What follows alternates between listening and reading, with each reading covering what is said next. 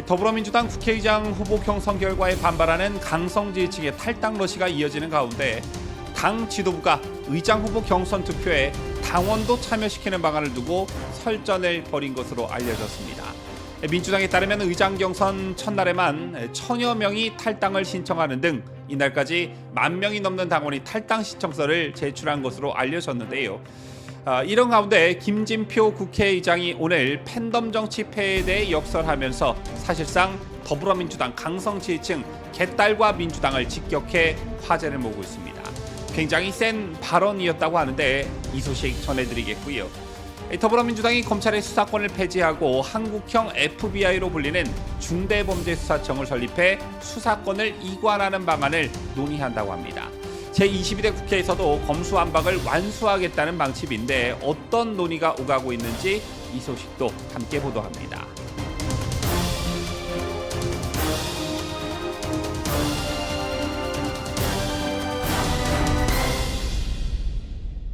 시청자 여러분 안녕하십니까? 뉴스데일리 베스트 미네커입니다. 김진표 국회의장이 오늘 팬덤 정치 폐해에 대해 역설하며 사실상 더불어민주당 강성 지지층 개딸과 민주당을 직격해 화제를 모으고 있습니다.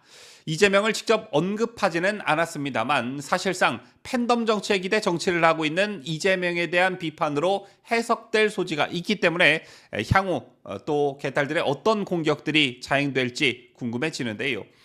김 의장은 오늘 국회에서 열린 제22대 국회 초선의원 의정연찬회에서 보수와 진보가 대립하는 상황에서 진영의 주장에 반대하거나 이의를 제기하는 정치인을 수박이라고 부르며 역적이나 배반자로 여긴다며 대의민주주의 큰 위기라고 했습니다.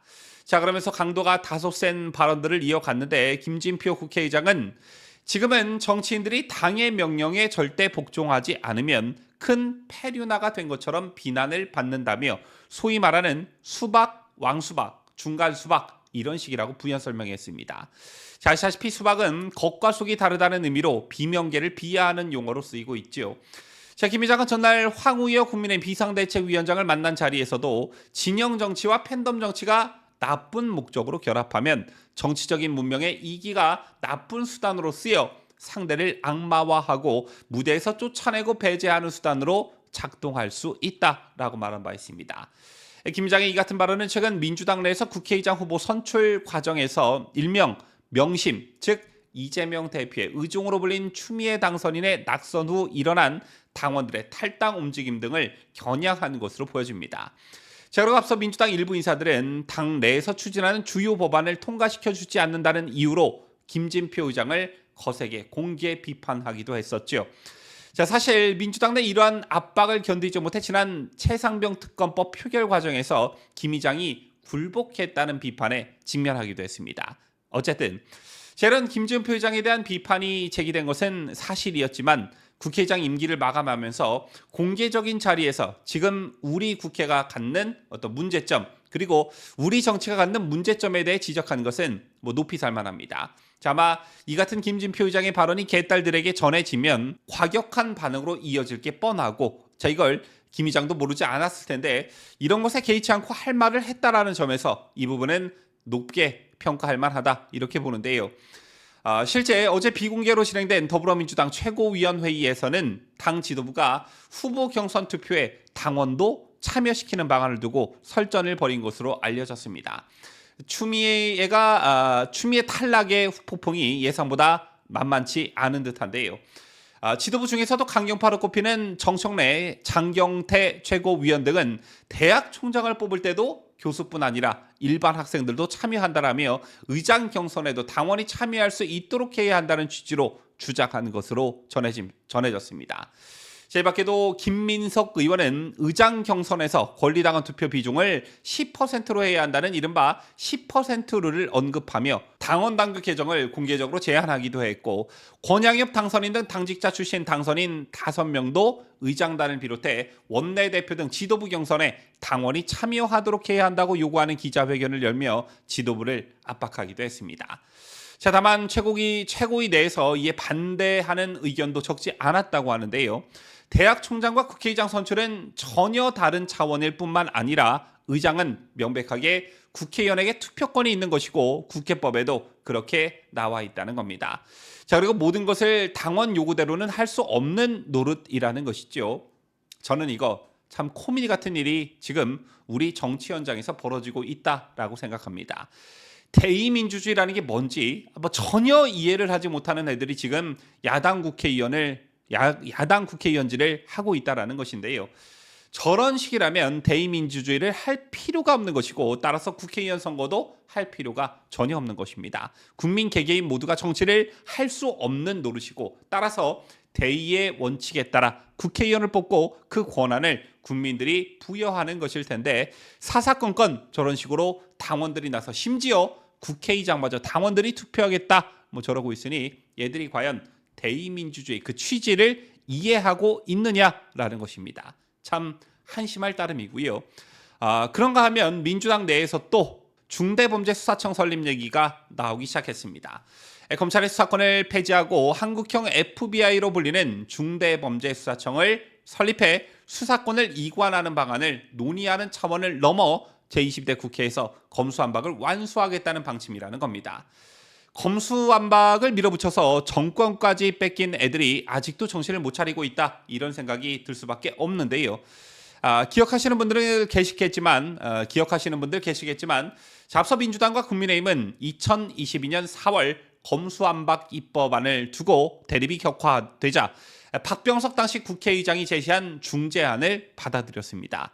자, 양당은 검찰의 6대 범죄 수사 범위 중에 공직자, 선거, 방위사업, 대형 참사는 삭제하고 부패 경제는 중수청 등 새 수사기관이 출범하면 폐지하는 데 합의한 바 있는데요. 그러나 이후에 민주당이 국회 법제사법위원회에서 단독 처리한 검수완박 입법안에는 중수청을 설립한다는 내용이 빠져 있었습니다. 따라서 국민의힘은 중재안 원천 무효라며 반발했으나 민주당은 끝내 해당 법안을 국회 본회의에서 통과시켰지요. 자, 그리고 이후 민주당은 국회 사법개혁 특위를 구성해 중수청 설립을 논의하려고 했지만 국민의힘이 참여를 거부하면서 흐지부지 됐었는데, 자, 이걸 다시 끌고 나와 2년 전 여야가 합의한 것을 지켜야 한다라는 주장을 펼치고 있는 것입니다. 자, 여러분, 생각이라는 것을 좀 해봅시다. 조금 전 잠시 언급을 해드렸습니다만, 중대범죄수사청이라는 곳에 검찰이 하고 있는 부패, 경제, 공직자, 선거, 방위사업, 대형 참사 등 6대 범죄 수사를 이관하겠다는 것이 그 골자입니다. 그렇게 되면, 즉 중수청이 발족이 되면 자치경찰과 국가경찰, 그리고 기소를 전담하는 검찰, 또 고위공직자 범죄수사처 등이 각각 별도의 수사기관으로 난립하게 됩니다. 수사기관이 많다고 법적 정의가 실현된다면 100개라도 만들어야 하지만 현실은 그 반대이죠. 대표적 예가 공수처가 아닐까 생각하는데, 공수처가 설립된 지 한참이 지났지만 그동안 어떤 범죄를 척결했는지 내세울 수 있는 게 아무것도 없습니다. 오히려 국민 세금만 처먹는 처치곤란한 신세로 전락하고 말았지요. 그렇다면 방법이 뭐냐? 수사기관만 주구장창 늘려놓을 게 아니라 정작 수사의 정의를 실현하려면 수사기관을 권력에서 독립시키면 되는 것입니다.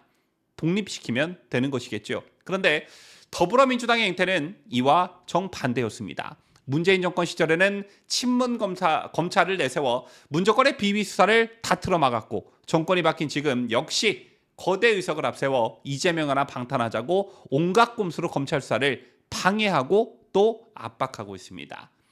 그래놓고 마치 검찰의 수사권을 다 빼앗고 중수청을 설립하면 모든 게 다 해결될 것처럼 말하는 게 참 가증스럽다는 것입니다. 지금까지 저는 자유대한민국을 소화하는 뉴스데일리 베스트 민앵커였습니다.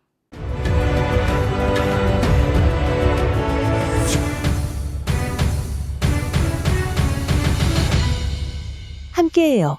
뉴스데일리 베스트.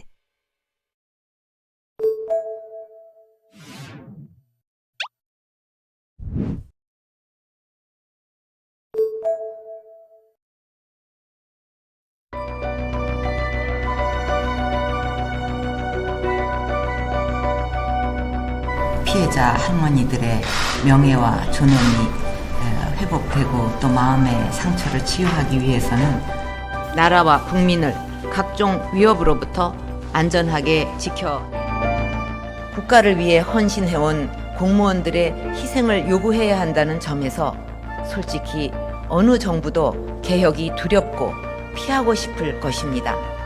그러나 매년 막대한 국민 세금이 투입되어야 하는 상황을 그대로 방치할 수는 없습니다.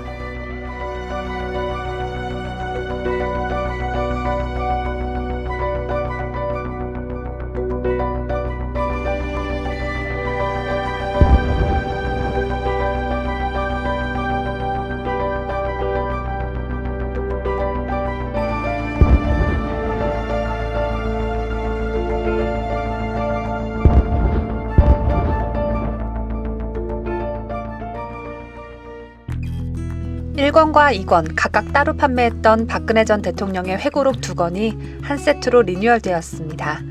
이야기가 이어지는 2권을 이렇게 멋진 박스에 한데 모아 보관하실 수 있는데요. 박스 세트 구매자분들께는 그동안 공개되지 않은 박근혜 전 대통령의 사진 3장을 증정해드립니다. 이 모든 증정품은 오직 온라인 서점을 통해 구매하신 분들에게만 해당됩니다. 구매는 교보문고, 예스24, 알라딘 이렇게 3곳에서 구매하실 수 있습니다. 재임 기간 숨가쁘게 전개된 국정의 비화를 박 전 대통령 본인의 입으로 직접 밝히고 최순실 게이트로 불리는 국정농단 사태에 대한 솔직한 심경이 담긴 이야기 궁금하지 않으신가요? 박 전 대통령의 사진만으로도 소장 가치가 충분한 어둠을 지나 미래로 박스 세트 구매하신다면 가치 있는 소비가 되실 거라고 장담합니다.